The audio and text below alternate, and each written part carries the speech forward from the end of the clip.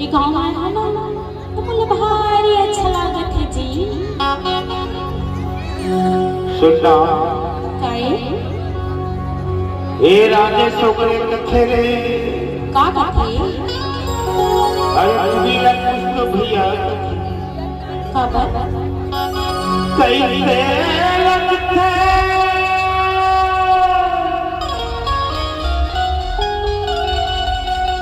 कैसे लगते अब कैसे लगते तोला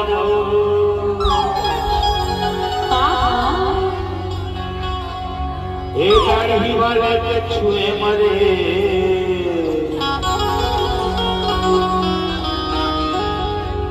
ए राजे सोगरे के छुए मवो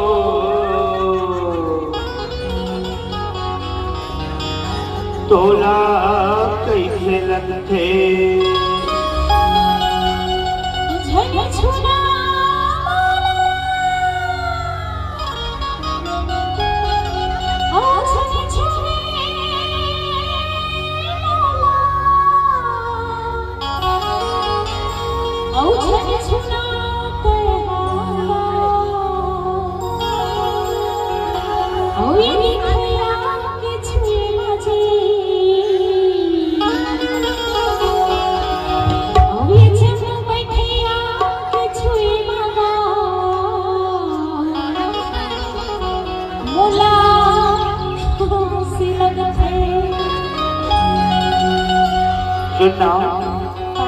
राजा सोगरे का बैठे टेमन बैठे वो का कथे जी कैसे लगते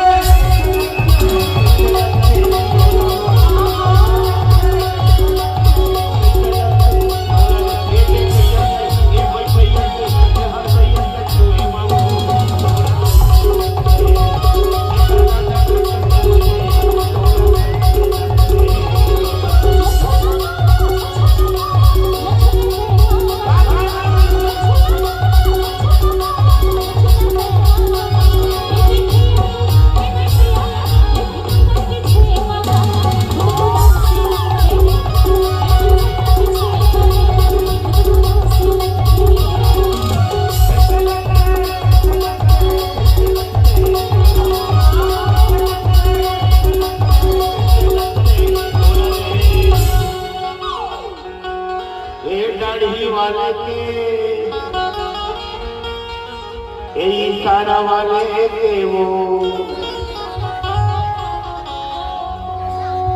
ए पाछू वाले के छुए मन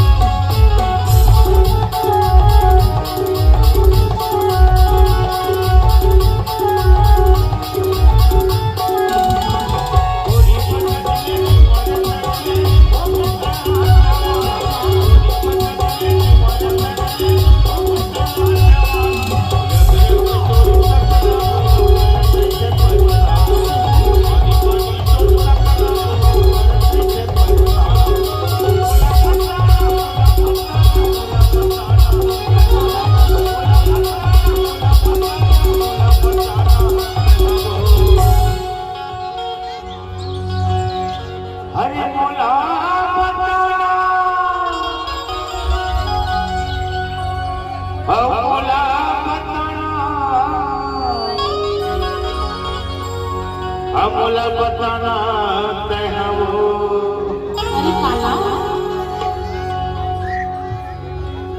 ये मोबाइल वाले के छुए मामो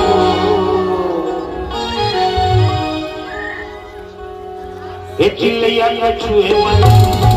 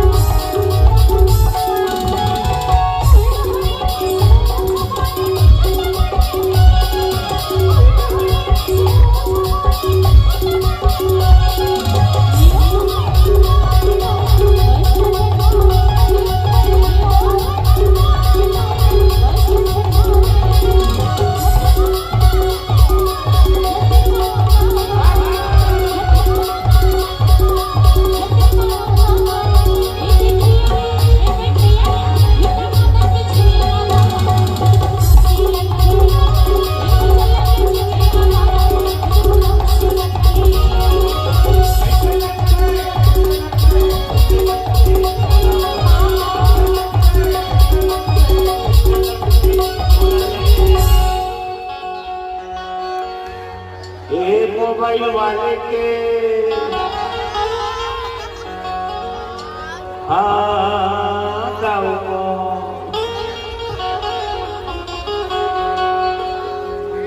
हे राजा सोगले के छुए